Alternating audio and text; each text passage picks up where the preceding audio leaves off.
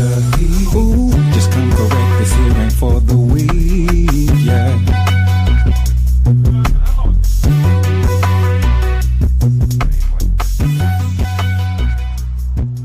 Peace and Black Power family. This video that I'm gonna put up was yesterday. I shot this video yesterday with me and brother Jabari. It was burning hot in New York City, hot as hell. And so I wanted to do it outside. Jabari said, no, I don't want to do it outside. It's too hot. And so he decided that we go into the Schomburg, the Schomburg Library. So we went into the Schomburg, and I'm going to tell you now, it was a lot of talking, but I had the mic on them, and I don't think I knocked out the background sound in the mic. I did it when I got home and I seen what was the problem, but it was a lot of stuff on the background mic. Okay, so without any further ado, here's brother Jabari yesterday. All right, peace and Black Power, man. Good to have you here, brother. Good to see you, brother Jabari. You've been doing a lot of things, man. Congratulations.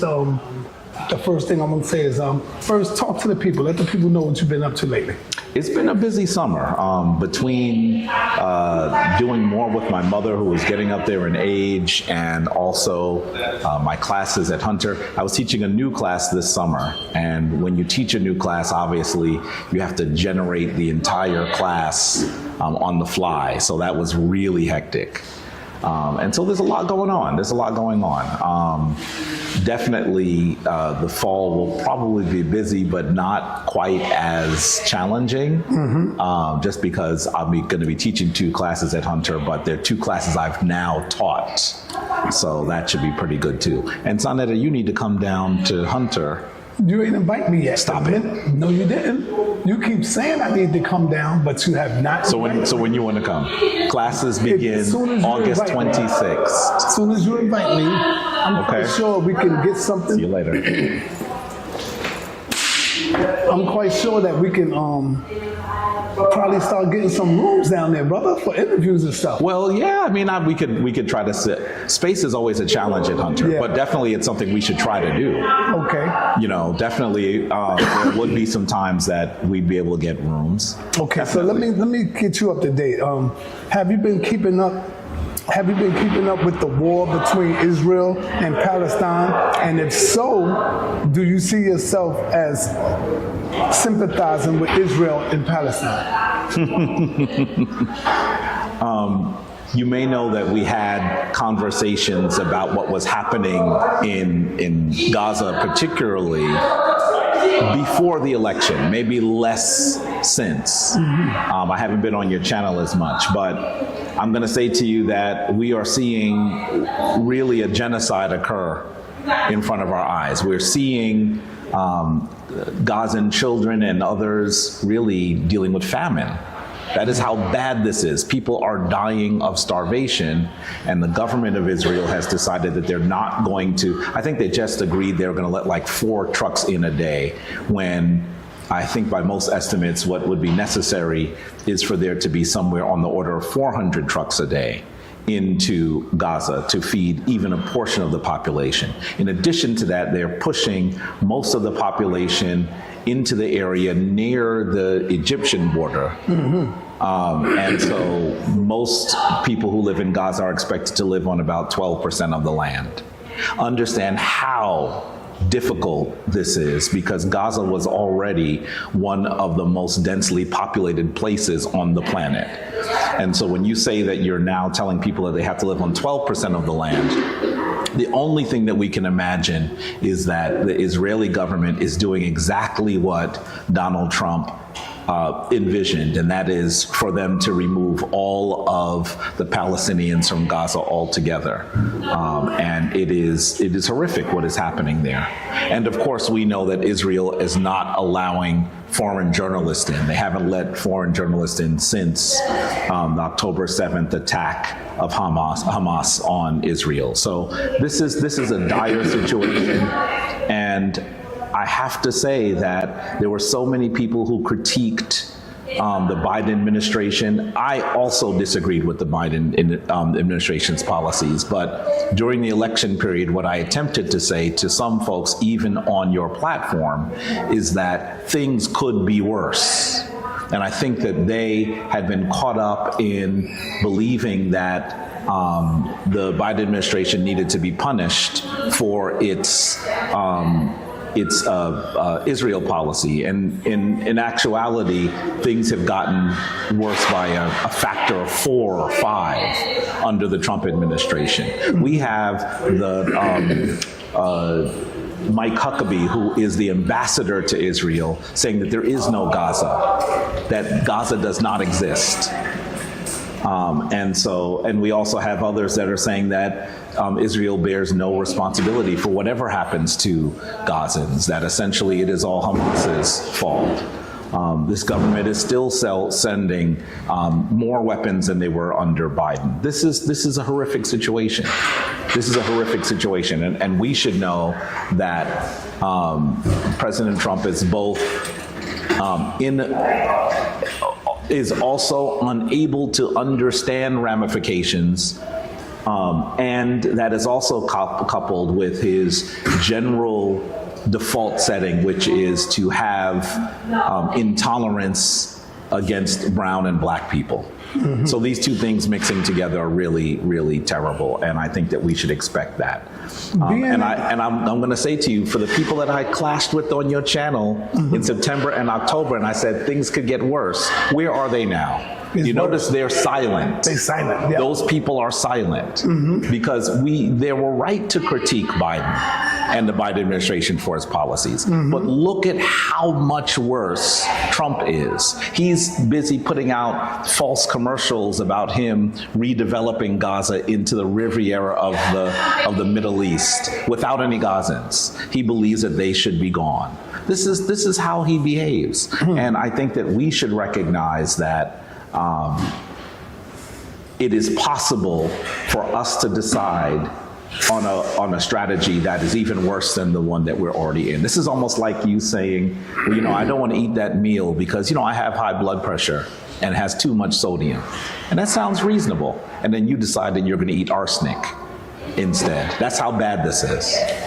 Being in such close proximity to Kemetic, how do you think the war affect tourists who travel to that region, especially those of us from the USA? Clearly, United States tourism to modern-day Egypt, to Kemet, actually has never been extremely large. Their largest market is really Asian tourists. I don't know how many of you know that, but the largest section of the market that goes to Egypt for tourism, modern Egypt for tourism, is our Asian tourists. And when you go particular times of the year and you just go to the monuments, go to the sites, it is inescapable that that is the reality. I do believe, while I haven't seen the most recent figures, that it is going to affect tourism from all over the world. Not as much as you might think, but keep in mind that the Trump administration is arguing that all of the Islamic nations around Gaza should actually take in the Gazans and they should clear it entirely. They should remove people from their homes. They should literally do what we can only call ethnic cleansing, both through starvation and through rampant and indiscriminate military attacks, and then finally through moving people from their homeland. And so this is a really, really concerning situation. We should all be concerned about what is happening under our name as American citizens. Are there any Kemetic artifacts in the Jerusalem Museum? Oh, sure. Oh, sure. And Israel? And if so, have you visited that museum to view any of them yet? I have not been to Israel or Jerusalem yet. But I'm going to say to you, you should understand that the Kemetic people, for most of the time that ancient Kemet was a powerful nation, they were in control of that region, a region they called Sharuhen sometimes. And so every year they find new artifacts from Kemet. And in fact, one of the first artifacts that had all 5 names of Namer, the founder of a unified Kemet, was found on a jug. What's the name of the place it's from? I think it's Teal Natal, I think it's the name of the place it was found, but it was the first place that showed all 5 names. Most kings in ancient Kemet had 5 names, right?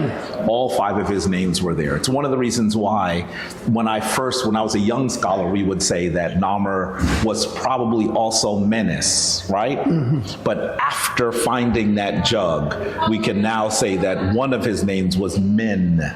And that's probably where we got the name Menes from. So these are things that occur all the time. We're able to find artifacts right there. Well, I'm gonna tell you right now, right? You better go in on these questions, because these are the same questions I'm gonna ask Infodigi coming up this Saturday. So I'm gonna have both perspectives. Okay, this is gonna be awesome. I don't think his perspective is going to be different than mine. Right, it's we may different answer, wording and stuff. Yeah, we may answer questions slightly differently based on our perspectives. But on these questions, I don't think you're going to hear much variance between what he's going to tell you and I'm going to tell you. How important is it for Kemet scholars and teachers to also do the history of Israel and other societies in that region?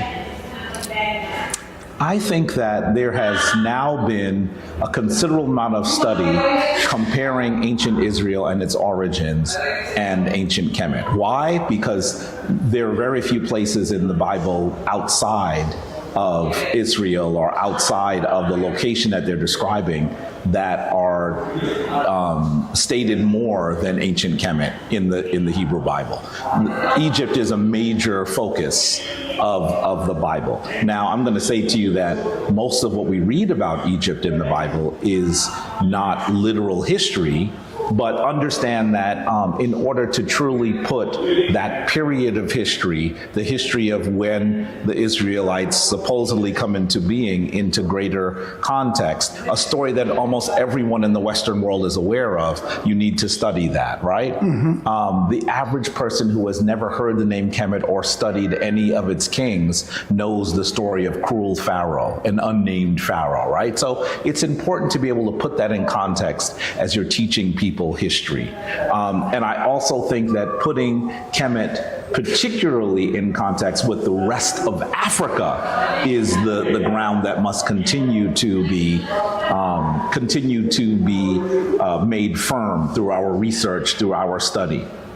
And so I truly believe that the entire region and understanding the context of Kemet within the world that it existed in is important. It is important for us to understand that. But I'm going to tell you, the whole field of Egyptology sort of took Kemet and cut it away from the continent of Africa. So it's important now for us to be able to resituate Kemet on the continent of Africa. All right, man. It can be debated that ancient Kemet and Israel have a great intermingling, and many who subscribe to the Exodus story view the connection between Israel and Kemet as hostile. Will you please comment on them? Well, I think that argument is one that is made by churchgoers, not by scholars. Most biblical scholars today will acknowledge that there is no way that the Exodus occurred as described in the Bible. It's just not possible.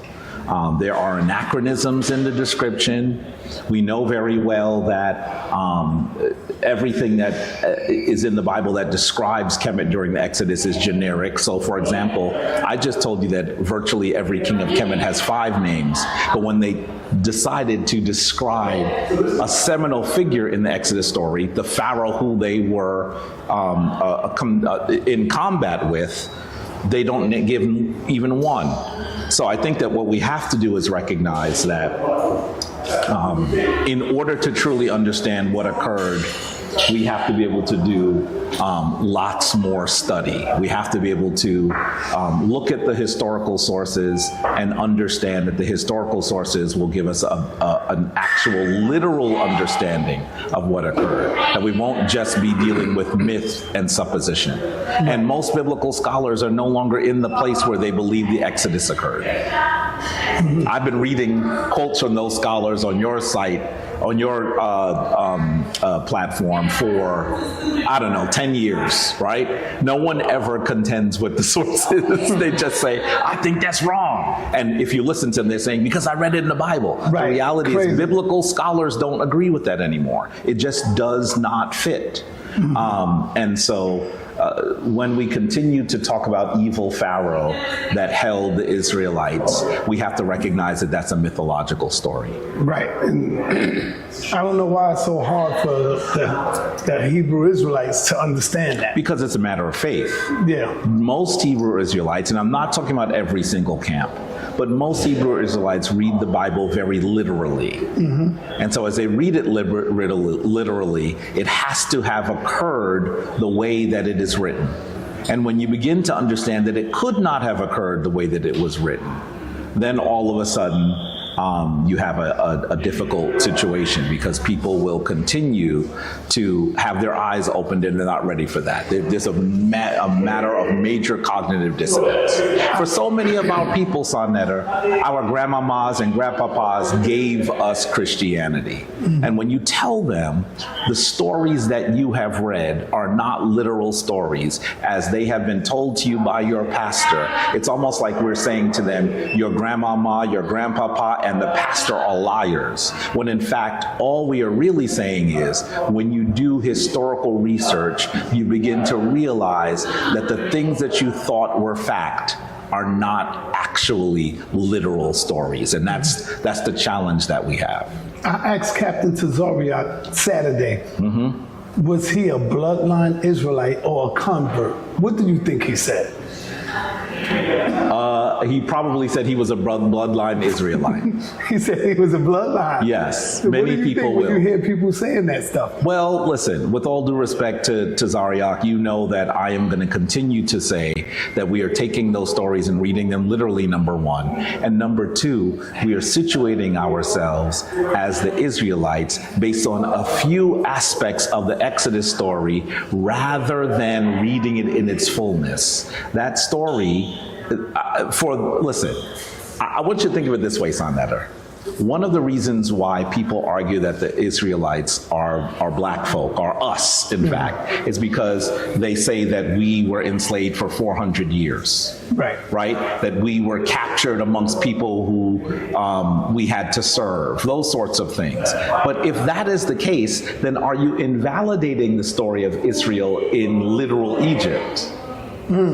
Or are you saying it happened twice? Right. This is a very fundamental, logical way to look at this story. And then some of them will tell you, well, yes, we left Kemet during the Exodus, and then we probably came back into Africa during the fall of the Second Temple period, right? If that's the case, and you also say you are who your father is, you are then saying if the fall of the Second Temple took place around 70 AD, 70 CE, and Africans were removed from the continent in the 16th century, around 1500, you are saying that our people stayed on a continent for 1500 years virtually, and they never had intercourse with another African man. That is not possible. These stories, just on their logical head, don't fit.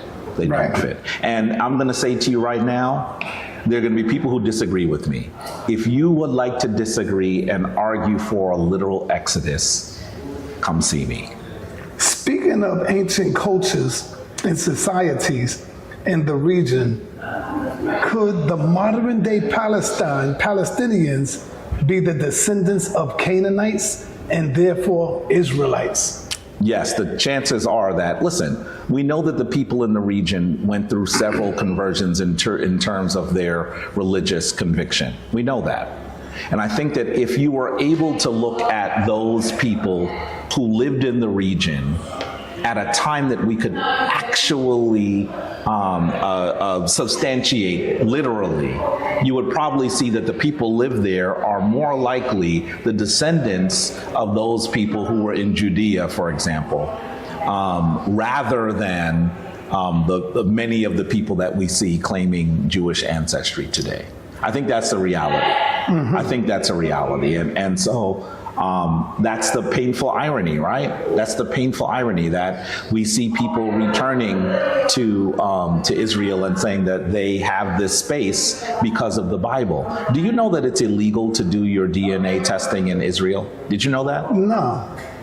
It's illegal to do DNA testing. Why? Because they are quite afraid that if they do DNA testing, they're going to not be able to substantiate a literal claim to the region. Yeah. And here's the deal. I'm not one of those folks that believes that Israel should not exist. I'm not.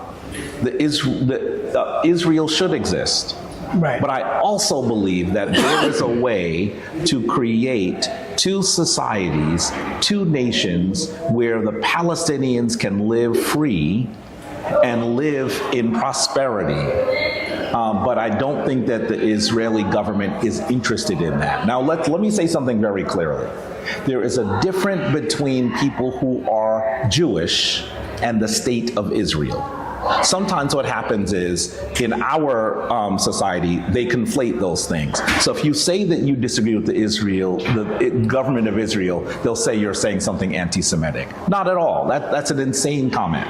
You could disagree with the nation of Israel and still say that you believe that Jewish people have a right to be Jewish people, that Jewish people have a right to practice the way that they should, that Jewish people should live in peace and prosperity wherever they are in the world. I would say that very easily, but that does not mean that we should then support what is clearly a slow-moving genocide in front of our eyes. That does not mean that. Like I asked Captain Tazariak, do he see himself as a bloodline Israelite?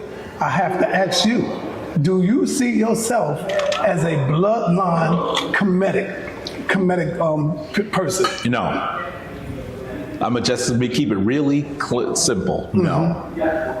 So if there are people in my lineage that toiled and actually lived in Kemet, literally, I'm unaware of that. And with my DNA studies, I have not been able to trace someone directly back to that area. So it's possible, but that's not what I'm doing. When I say that I'm a Kemetic priest, I'm a Kemetic priest because it is a spiritual tradition that speaks to me. It's an ancient African tradition that virtually every person on the African continent still today looks at with reverence. That is why I'm connected to the Kemetic tradition. Not because I'm saying that King Tutankhamen is my great-great-great-great-great-granddaddy. That's the argument. That's the type of argument that you hear the Hebrew Israelites make. And sometimes when you find them making a ridiculous argument, even if my name is mentioned, they say, well, Jabari ain't no Camite. What does that mean? I'm not arguing that I am specifically in the lineage of those people. I am saying, however, that as an African,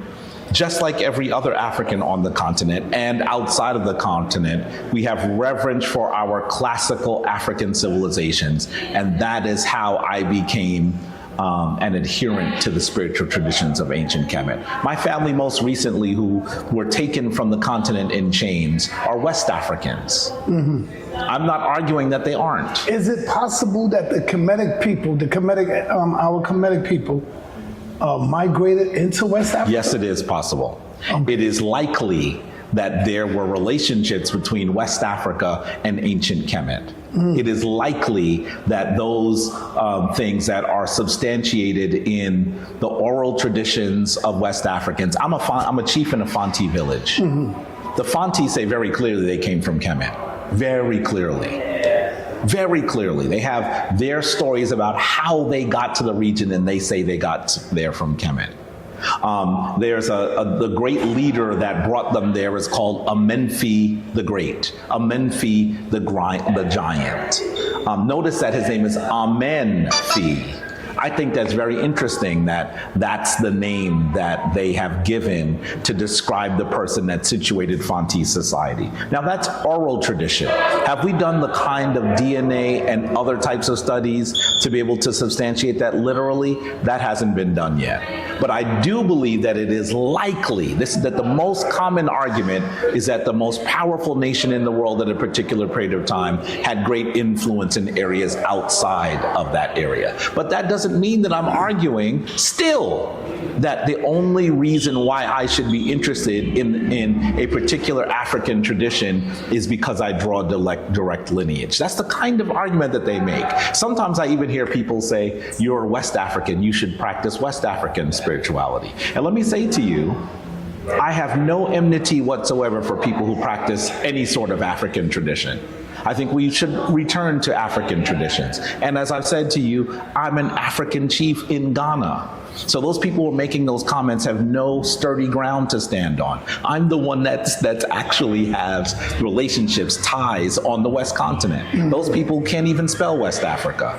But the reality is that I would argue to you that I am simply an adherent to a tradition that speaks to me and speaks to many on the African continent. I'm not going to say that I'm in a tradition simply because of DNA. That would be a difficult thing to say as a person who is a descendant of the transatlantic and people who are in the transatlantic and slave tradition, because you'll note that when you do your DNA, sa.neter, they're going to give you percentages. So what does that mean? I should practice the spiritual traditions of Benin, 58%, and the spiritual traditions of ancient Ouagadougou, 12%. What does that mean? If this is just about lineage, that argument does not make sense. And so that's where I would go here. I've interviewed Tahuti. You know Tahuti. You debated Which him. one? Tahuti, Aten Tahuti. Okay. The one where you and him had a debate.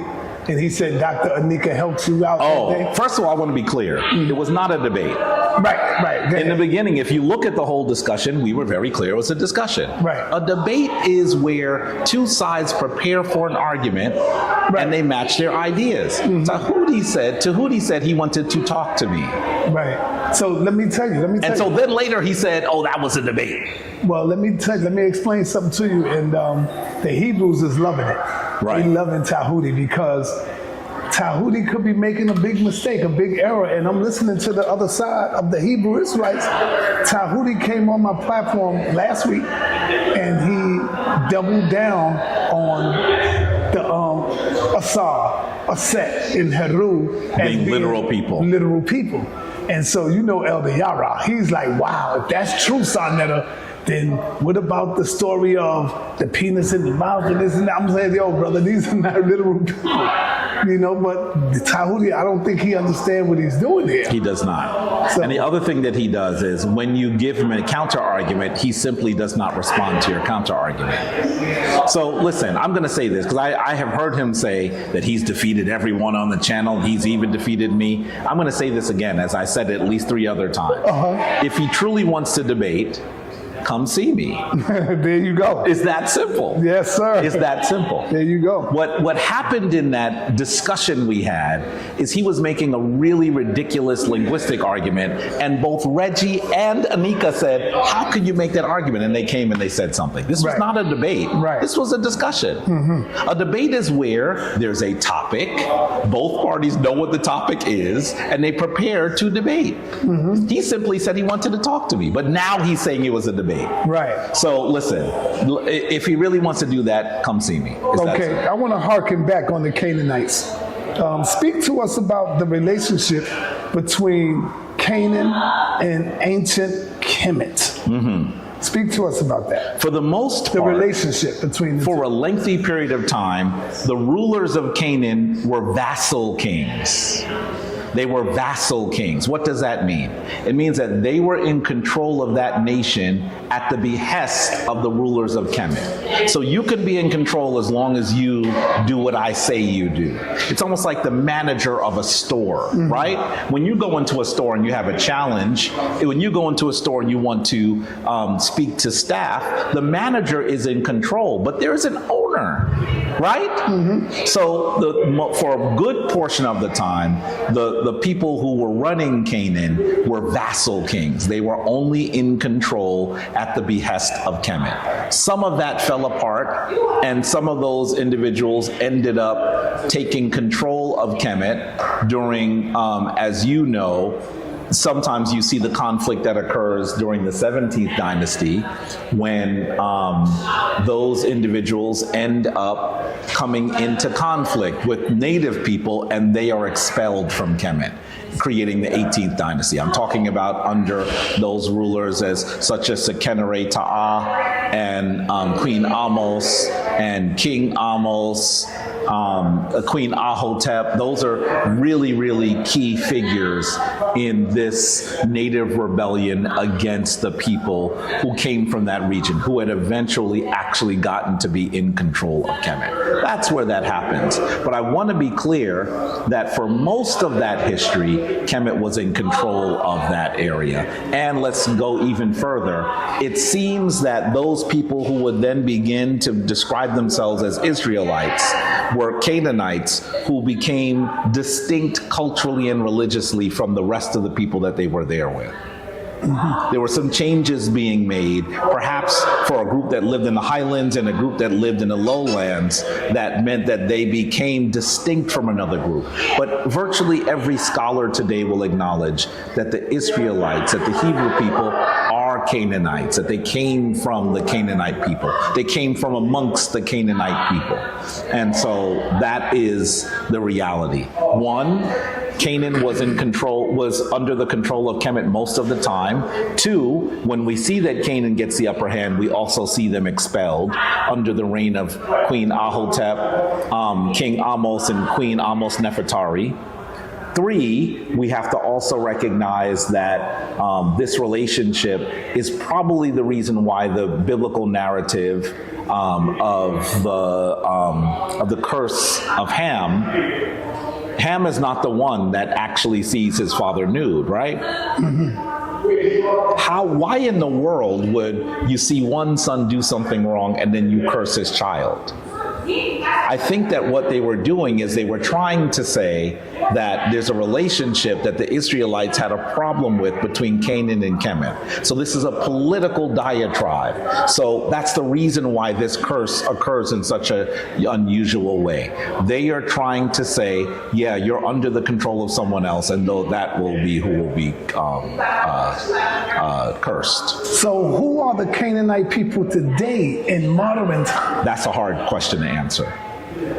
Whenever you look at ancient history and you try to say, who are those people today, it's a little hard to say because we're talking about a period that existed 2,000 to 3,000 years ago. So and many people say they obsolete. Many people have moved around, right? So there are people who have percentages of DNA that we would find within the Canaanite family. And so I would argue they obsolete. I would argue not obsolete but mixed into other groups of people. Right. I would argue though, as we mentioned earlier, if you look at those people, those people who are in Palestine, they are probably people who have larger amounts of ancient Canaanite DNA than others.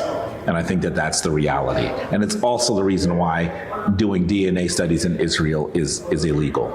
Israel claims that land based on book and a religion.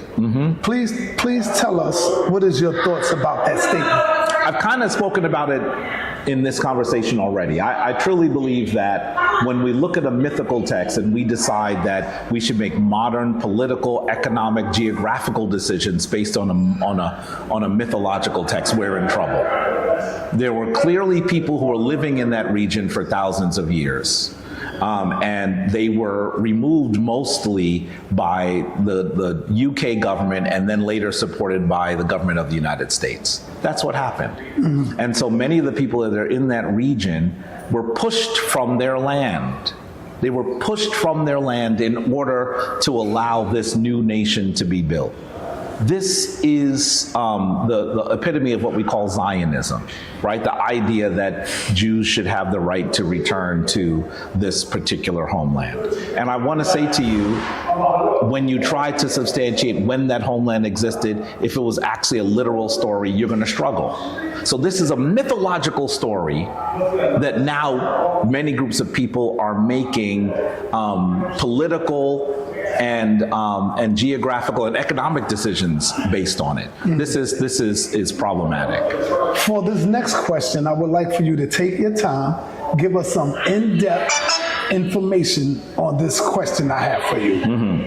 How did Kemet become Arab so much that we as black descendants of the original people of that land are told to stop claiming it? I think that what we have to recognize is when you talk about things that occurred in the ancient world, sometimes what you're going to find is that there are lots of reasons why populations change, right? Just imagine, for those of us who don't understand this, you and I live in Manhattan, sa.neter. A land that was inhabited by Native Americans. Neither of us would argue that we are part of the Manhattan tribe. No, right. Neither of us would argue that. But that's essentially the argument that other people will make. And it does not make sense. And that's much more recent than us trying to find lineage in a group of people that existed 5,000, 6,000, 7,000 years ago. We should recognize that if you just read the substantiated, scholarly proven history of ancient Kemet, you are going to see that the ancient Kemetic people were a group of people that came from different regions in some instance, that the people on the coast were probably a bit more influenced by people in the rest of the Mediterranean. But then when you go to the area of the nation that was most influential, Upper Kemet, you're going to actually see that this is a very clearly a darkest African nation. On the coast, still African, still black, but a little bit more mixed. And then what we see is we see the Persians, we see the Assyrians, we see the Greeks, we see the Romans, we see the Arabs, we see all of those groups come into the region. And in fact, when people argue to me that the modern people of Kemet are the same people of the ancient world, I say to them, well, explain to me what happened during the Arab invasion. It's literally what it's called, 637 CE. Explain to me how you have written out the Arab invasion of Egypt. I heard one person on your channel say, oh, there were only this many soldiers. Yeah, those are soldiers. What happens when they're in control of the land? Now you have unfettered migration to a region. So we should not be surprised that the population of ancient Kemet today looks quite different than it did in the ancient world. Now, let me say something clearer, because there's some people who want to make what I just said an overly simplistic argument. Hear me here. That doesn't mean that some of those people that we look at that are phenotypically African don't also have ancient African lineage. But it does mean that as larger groups of people come from outside and they intermingle, what begins to happen is that the people there begin to look less and less like the native people of the region.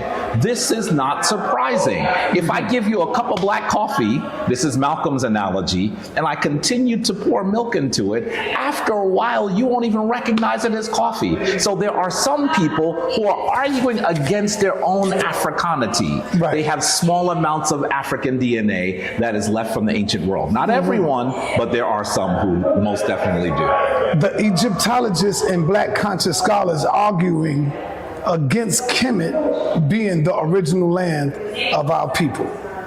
Why?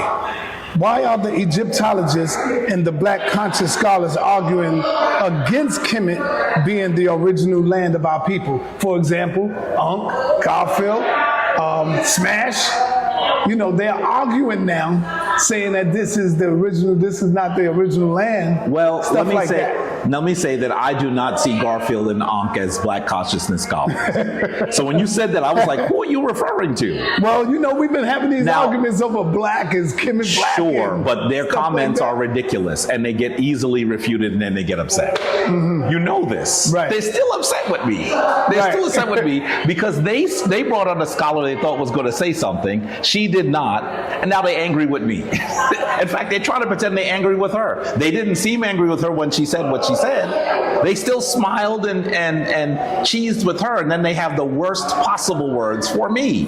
Why? Because they thought she was going to say something she did not. The modern scholarship on ancient Kemet is that they were indigenous people that came from the African continent and were what we would consider black today.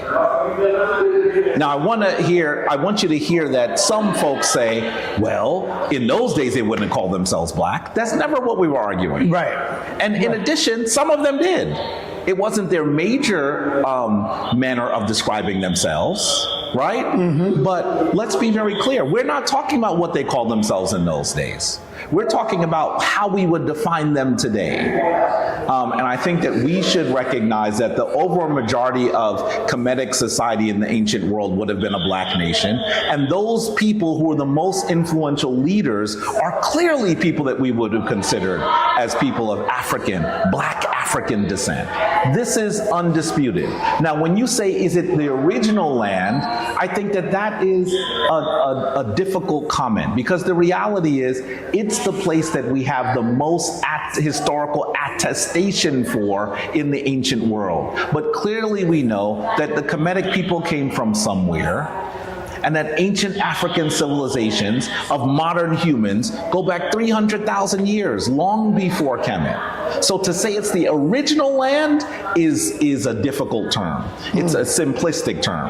Africa is home to all of humanity, and there are certainly African civilizations that are older than Kemet. However, Kemet is the place that has the most ancient attestation, and we can prove that it was one of the most influential nations in the world, as it gave birth to many of the civilizations in the Mediterranean. This is exactly where we get the most common spiritual traditions today from. It's also the place where we see things like quote-unquote democracy and things like philosophy and medicine and science come out of. And the reality is those things were given to the world by ancient Kemetic people. All right, I want you to think about this next question as well. If Kemet was black in the region, is it far-fetched to say that Israel and Palestine was also black, just as the Hebrew Israelites claim? I would argue to you that it depends on when you're talking and which group you're talking about. They are very clear that they're not one people. They say they're 12 tribes. Right. Good point. So let's be clear about that. Good point. Am I saying that none of those people would have ever been considered black? No, that's ridiculous. When we see them in Kemetic tombs, they're clearly people that are richly melanated. That's the first image we see of them. The images that we see in the tomb of Khnum-Hotep in the second, I think it's Khnum-Hotep, of the 12th dynasty, the Middle Kingdom of Kemet, those are the first images we see depicting those people that we are meant to believe are the proto-Hebrews, and they are richly melanated. That's in what tomb? It's a tomb in an area that is today known as Beni Hassan in Kemet. This is Spell Khatum. The tomb is, I think it's the tomb of Khnum-Hotep. I may be getting the name wrong, but it's in the 12th dynasty, and this is when we allow the quote-unquote Hyksos into Kemet. When you look at those images, I have seen them, you're going to see people that we would consider black. Does that mean that the people we would consider the Hebrews and the Israelites, all of them at all times were black? I don't think that we can make that case. But some of the oldest people that we have records for, I think were clearly people that we might have called black today. All right, I want to move on to a political statement here. Yes. Trump has said that he is entertaining having the United States possession of Gaza. Here's the question. How would that impact our nation and especially our people if it didn't happen, if it did happen? I think that we should recognize that what we are seeing occur in Gaza, even in the West Bank, in other places, you should know that Israel is bombing other nations around that region as well. We should recognize that this is going to create generations of angry families. And when you have generations of angry, desperate people, sometimes those people end up doing things that are inhumane. Sometimes those people are people that we end up calling terrorists.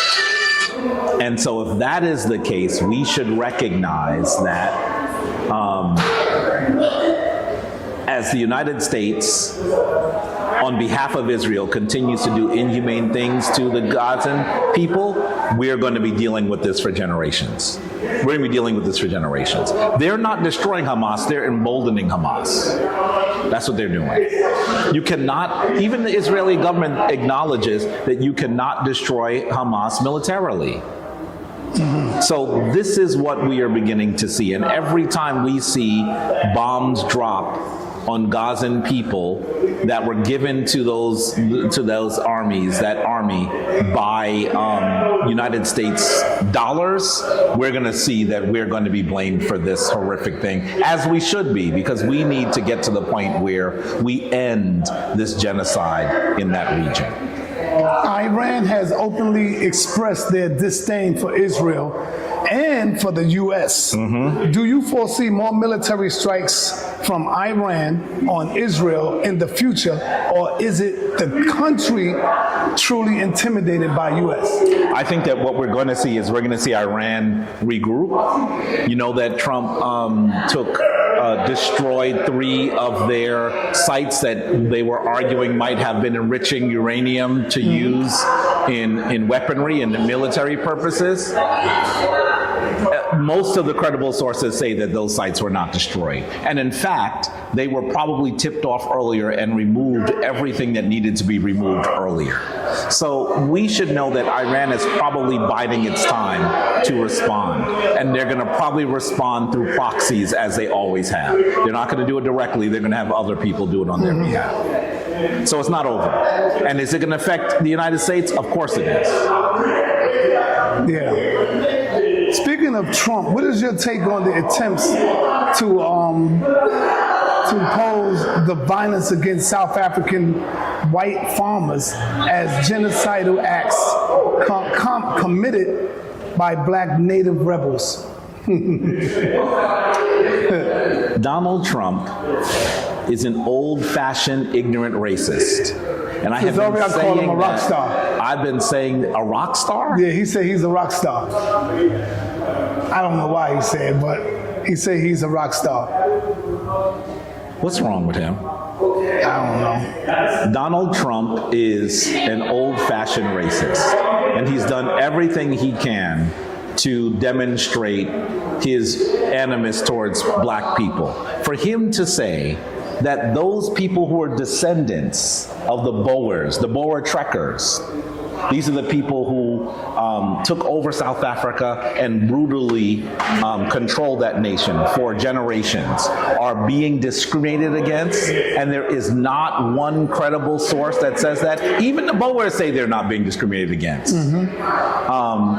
You have to recognize that this is his racial animus towards black people. That's what this is. We should not be surprised by it. I did a presentation on your channel in 2015 about Trump's racism. This is not new. This is not new.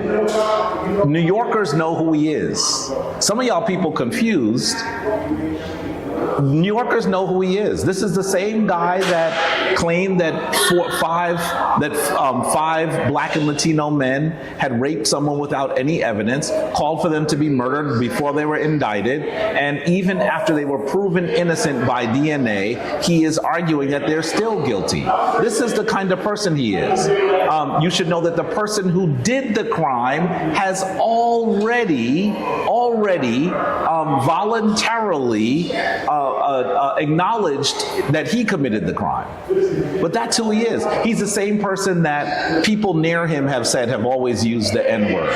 His nephew says it. His former attorney says it. He's the same person that says that most of us come from places that we should call shithole countries. He's the same person that whenever anything bad happens, he blames it on DNI and DEI and says that it's essentially black people that cause these problems. He's the same person that says that we should focus on reverse racism. He's the same person that is erasing history, that wants to erase pages with people as simple as Jackie Robinson and Harriet Tubman.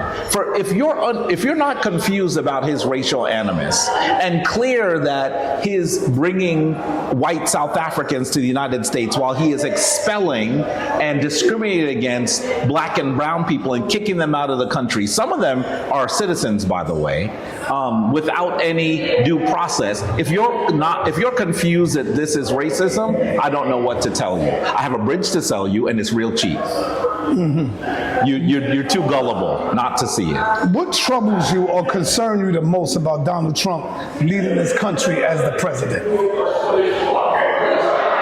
You're asking me for one thing? Give me whatever you got. I think that what troubles you the most, though? I think that there are a lot of things that are up there on the list. As a historian, I believe that his attempt to destroy history is problematic because we already have people who are confused. Lots of people who are confused. Lots of people who are arguing we're not connected to Africa. Lots of people who are trying to say that white supremacy is not a thing. We have a lot of people who are confused, sa.neter, and as he tries to erase history, it's going to be even more problematic for us to teach history. Do you know that there are 33 states that are trying to make teaching history illegal? Black history illegal? That's what we're dealing with right now. And they're doing it under the guise of critical race, anti-critical race theory, when we know that those places are not teaching critical race theory. And he's doing it against what he calls diversity education, diversity, equity, and inclusion. So his racial, his attempt to destroy the United States government, also he can give the wealthiest people a check and undermine the position of black people in this nation is all really, really concerning.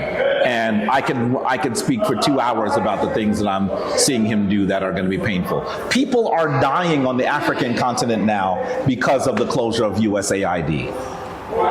Hundreds of thousands of people may have already died in just 7 months.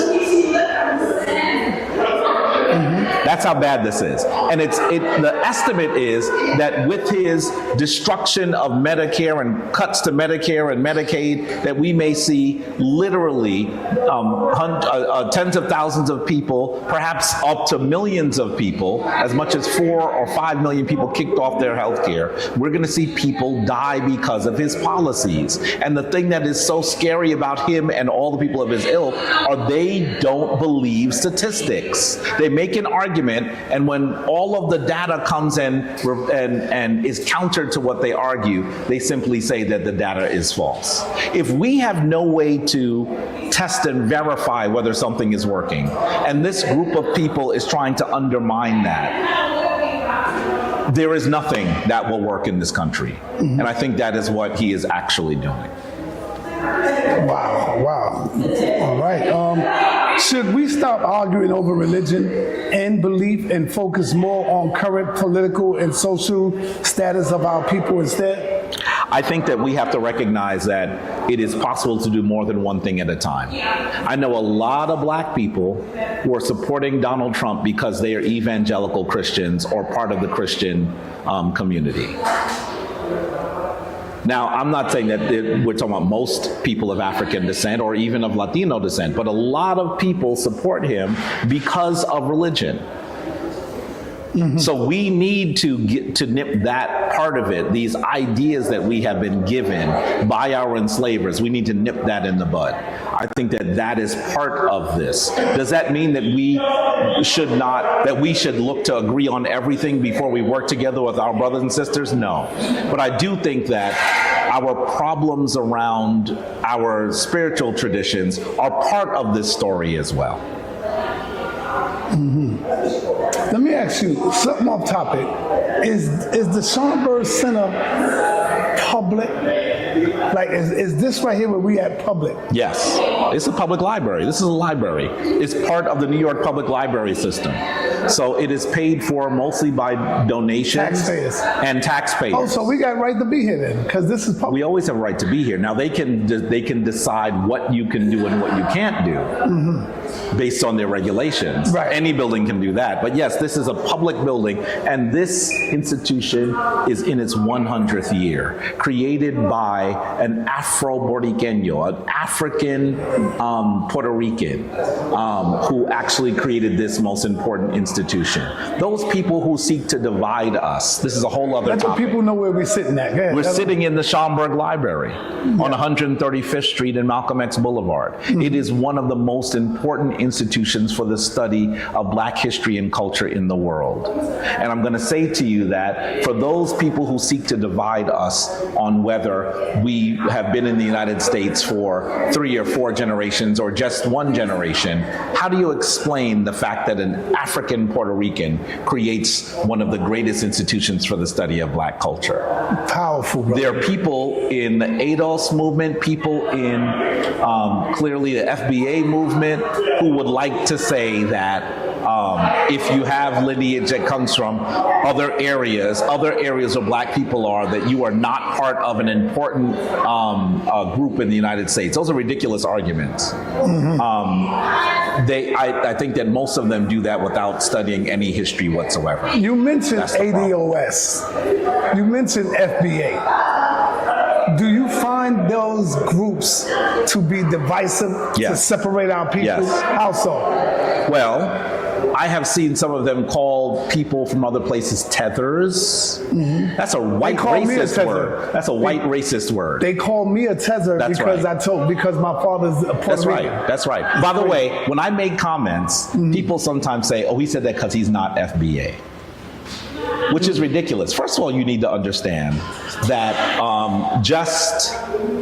you can actually see the block right there on 133rd. I have documentation of my grandfather being born right there. And that documentation describes where his mother was from. Her name is Anna L. Bright. She came from North Carolina.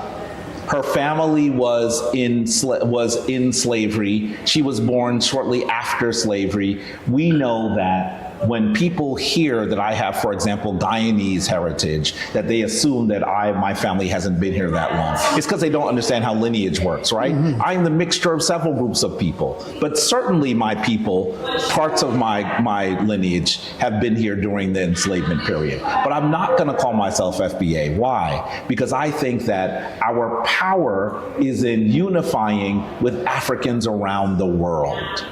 And I think sometimes the people that say those things are people who haven't traveled very much. The power is in returning in at least some form or fashion, I'm not saying permanently, but in some form or fashion to the wealthiest landmass on the planet, that is Africa. If we were able to have even a modicum of control as people of African descent over the continent of Africa, we would be the most wealthy people in the world. But they would rather you just fight in your neighborhood. Well, we can do more than one thing at a time. We can fight here on this country that our ancestors built under duress, that actually shed blood and shed tears over the creation of this nation, and we can also reconnect ourselves to the African continent. We don't have to do just one of those things. I intend to be on the African continent almost half the time and be here in the United States the other half of the time, because this is also an important place to me. I'm a citizen of the United States, and I deserve to be here based on the struggle that my ancestors went through. Half of those people who are saying we don't need to be here don't have that lineage. My lineage in the United States is older than Donald Trump's. His mother is Scottish. His father's father came from Germany. Donald Trump is an immigrant. Donald Trump is an immigrant. Yeah. My family has been here longer than his. He doesn't see it that way, and he has galvanized white discontent and also annexed some less informed black and brown people to create a movement that is going to destroy our country if we don't stop it. Let me ask you this. What do you think about Donald Trump's outrageous claims to try to get Barack Obama locked up, saying that he committed treason? This dude is a clown, man. By the way, the thing that's so funny is he got the Supreme Court, and it's his Supreme Court because he placed 3 people on it when he should have only been able to place 2. He placed 3 people on it, creating a supermajority of conservatives. He got them to say that virtually anything you do as president is exempt. Yeah. If that is what he got his Supreme Court to say, how can he then say that Barack Obama should be actually indicted for anything? The argument doesn't make sense. The only reason why he said that is because he is trying to change the subject, because his followers, who are some of the most low information people in the world, people who have been confused by lots of different conspiracy theories, actually argue that people on the left are pedophiles. And now they're realizing that their orange leader, the Cheeto in charge, actually is defending the worst pedophile that we've ever tried to convict. That's what he's trying to do. And he's going to try to do a lot of other things. Who are you talking about? I'm talking about Epstein. Okay. You know that I'm talking about Epstein. Yeah. Mm-hmm. Do you think them tapes will ever come out? And do you think Donald Trump is doing his best not to let it come out, leak? Because he's on them joints. We already know he is. We already know he is. We know that he flew on Epstein's plane at least 8 times. We know, now listen, the Wall Street Journal described a letter he wrote to Epstein, Jeffrey Epstein, for his 50th birthday that had some doodles of a naked woman with his signature as her pubic hair. We already know this. And by the way, the Wall Street Journal is not some leftist rag. The Wall Street Journal is owned by Rupert Murdoch, the same man that in many ways created Donald Trump and his ascendancy to the presidency in a test tube. This is the guy that owns Fox News, the guy that owns the Wall Street Journal, the guy that owns the New York Post. That's who owns the Wall Street Journal. And so when they say that they saw a letter that was written for Jeffrey Epstein, they would not have printed that if they didn't believe that they had ironclad confirmation of its authenticity. That's the reality. So we know that he did that. We also know that with his own voice, he said that Jeffrey Epstein was a great guy, that he loved women as much as him, and that many of those women were on the young side. These are all things that we know about him. How people in his cult, his MAGA cult, didn't recognize that earlier, I don't know. But now that it's clear that he doesn't want this information to come forward, his cult member is going to be like a dog on a bone. So let me say this. This gets directly to your question. Do I think those tapes will ever be released? I think that we're talking about more than tapes, right? It's not simple as some tapes or a list. Right. There's a lot of information that we don't have. Is there a cover-up? Yes. Yes. We know that Pam Bondi, his attorney general, went and told him in May that he was in the records. We know this. We know this. He is clearly someone that is more attached to Jeffrey Epstein than anyone else in public. We know this. We have video of him. We have dozens, if not hundreds of pictures of him together. We know that the first time that he engaged with the woman that would become his wife, Melania, it is said to have happened on Epstein's plane. We know that what's her name? Gouffre is her last name, the woman who actually brought the legal case against Jeffrey Epstein, who actually ended up committing suicide, supposedly, allegedly. We know that Jeffrey Epstein recruited her from Mar-a-Lago. They were the best of friends for 15 years. We've now heard Jeffrey Epstein's brother describe their relationship. This is not surprising. It's surprising to MAGA, and I'm here for it. I'm glad that they are finally trying to hold him accountable, because I'll have to say to you that I would have thought he would have been held accountable a lot sooner for a lot of other things. But this is the one thing, because it sits in an interesting part of a really nasty Venn diagram.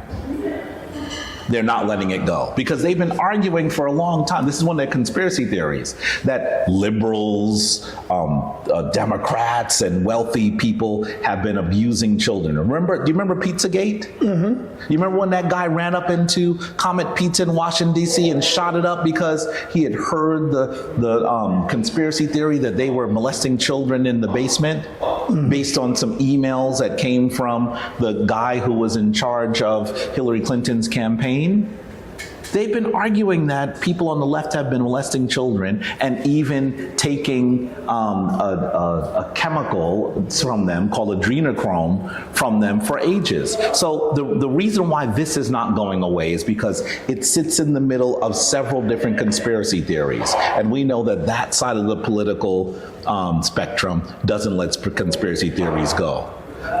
In this instance, they may have hit pay dirt. What do you think about the ICE situation and how they are running up in homes, taking out what they say are immigrants, the Mexicans, the people. Right. I watched this video where this woman was walking with her daughter and they snatched the mother up and they don't even care, brother. The daughter was screaming and crying for her mother, and they just took the mother and left the daughter because she was of age. Like, I think she was like 17. Right. But she was screaming and crying for her mother. I saw another one where there was an older woman and they broke the window of the car and pulled the mother out. I think I saw that one too. Yeah, listen, there are. What is your take on all this? The reality is that. But let me end it. Mm-hmm. And they are the ones that really voted for Trump. Listen, I'm a man of a spiritual tradition. Mm-hmm. And so I'm not usually one that sits around and gloats when people do the FAFO moment, when they get around to the part where they do something ridiculous and then you see karma come back to bite them. I'm not one that gloats about that, but I do hope that people will be able to understand that there are consequences for your decisions. And they're unfortunately living their consequences right now. That's the challenge that we're seeing. So I'm not gloating, but I do hope that they understand they did something wrong. A plurality, more than 50% of Latino men voted for Trump. Look at that. And those are the people he's going after most ardently. And so there are people who are Trump followers that have been detained and are being deported. I just don't get it. I don't get it. They're Haitian Americans, including like Inky, who were celebrating Trump, even though we heard what he said about Haitians during the election. What did he say? I mean, Trump was the one that said that Haitians were eating dogs and cats. That's right. And Inky wanted to come on and argue with me that we should support him. What's wrong with him? There are so many people that got really confused. And the reality is that this government is taking such a fascist turn that we should all be concerned. He's trying to make sure that he does not have to listen to the courts. He is deporting and detaining people without a warrant, without any just cause. They're just grabbing people off the street in masks.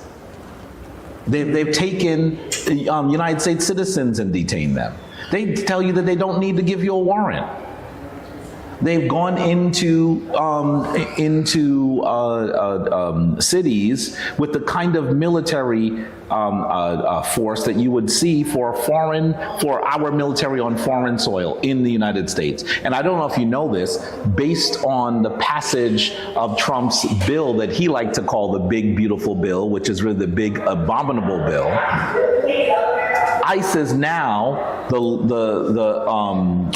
law enforcement agency that has the highest budget in the United States. I don't know if you knew that.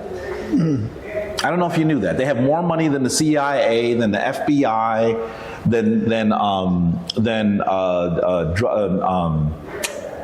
firearms, drugs and firearms of enforcement, you should recognize that they have the 12th largest budget of any military in the world. We're going to see more fascist maneuvers of ICE. And essentially what they're doing is they're just going after working people. Remember when Trump said he was going after the bad guys? Everyone should have known that that's not what they were going to do.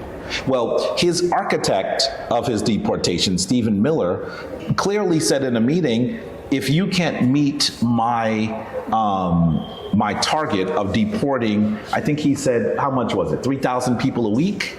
Deporting, not just detaining, deporting.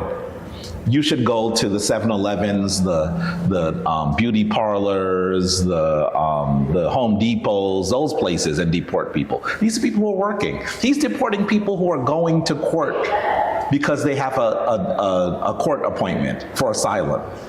They're grabbing people there. These are people who are following the laws.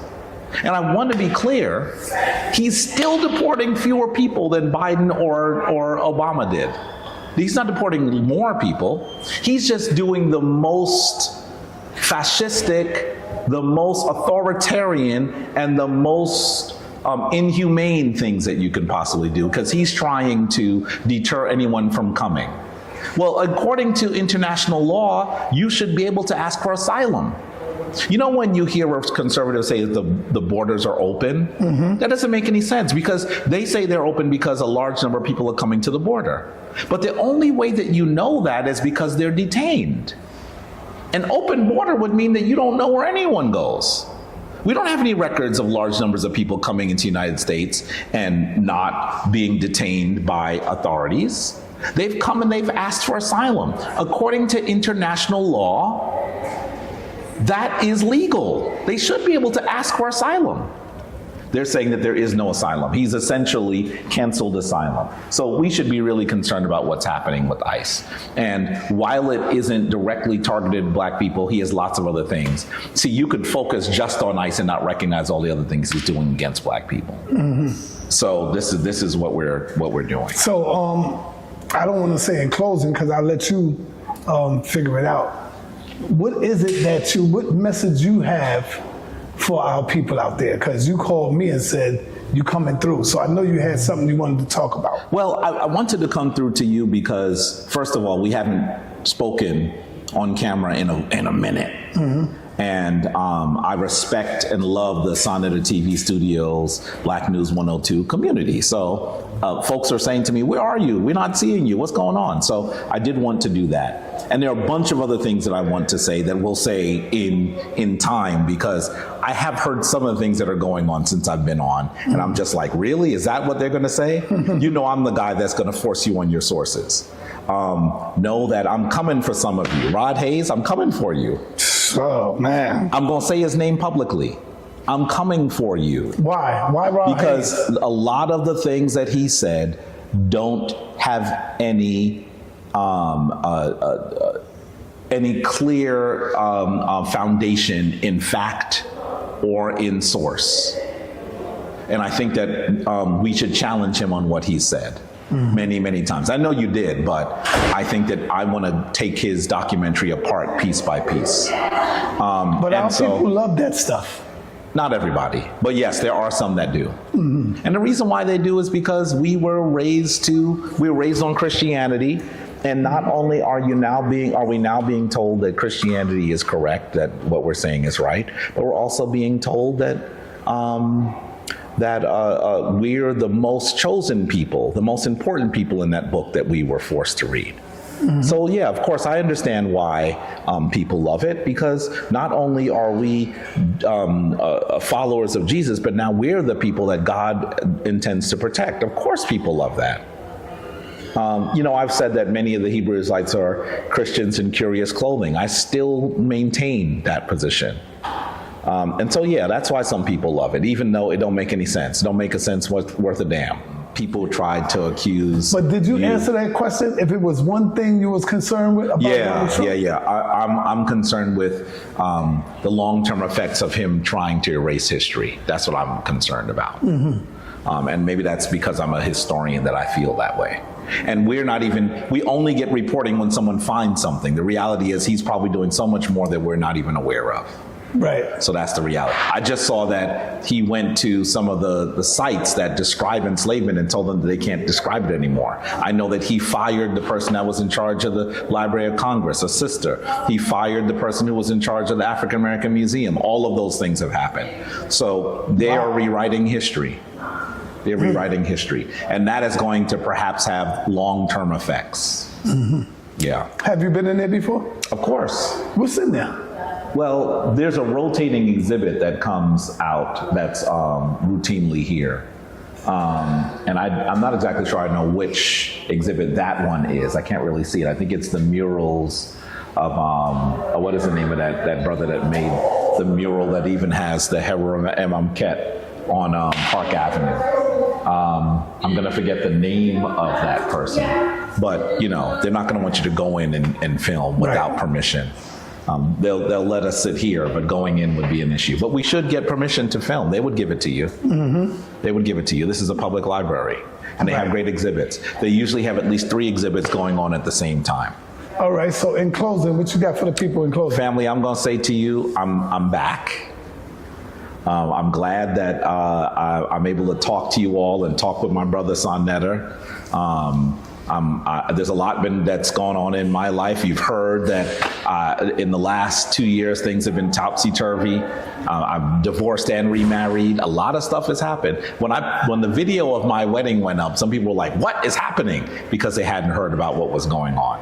And so all of this has been happening over the course of the period. I'm going to say to you that while you see me on camera, one of the people who knew what was going on is sa.neter. And y'all say all kinds of things about him, but he's actually my friend. And I'm looking forward to the future. And I'm back and I'm ready to do some work in front of the cameras for the community. Okay, all right. And with that, peace and blessings, Hotel. Peace. See you soon. Oh, one more, in closing, one more thing. Yes. When is your next trip to Kemet? I'm planning to go to Kemet in the summer of Next 2026. summer. Yes. Okay. Yes, we're planning that trip now. And I might even do a personal trip to Ghana in February, and then a public trip to Ghana in the summer as well. There are other places that I'm looking to add as well. Brazil, South Africa. There are other places that we'll be going to. We're about to get busy again, doing lots of things. Now that this challenging period of my life is coming to an end, you're going to see more. All right, and peace and blessings to you, brother. Peace, family. All right.